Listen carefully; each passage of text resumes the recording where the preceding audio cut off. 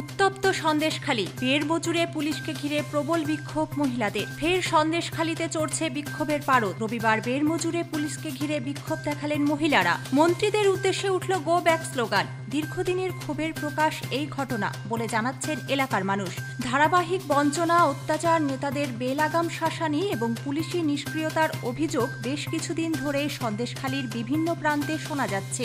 দীর্ঘসূত্র শিথিলতায় প্রশাসনের প্রতি আস্থা হারিয়ে আজ সাধারণ মানুষ এই বিক্ষোভ দেখিয়েছেন বলে জানা গেছে। শিবু হাজরা ও উত্তম সর্দারের বিরুদ্ধে জমি দখলের অভিযোগ এনে এলাকার মহিলারা এদিন বিক্ষোভ মিছিল শুরু করেন। বাধা দেয় পুলিশ। এতেই বাড়তে থাকে অশান্তি।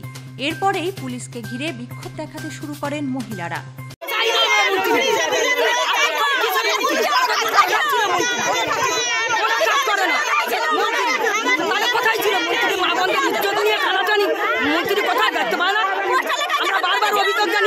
আমাদের ব্রিজটা দেখুন, রাস্তা দেখুন, চলুন, আমাদের জব আমরা গরিব মানুষ, খাওয়া হয় না, আসুন দেখুন।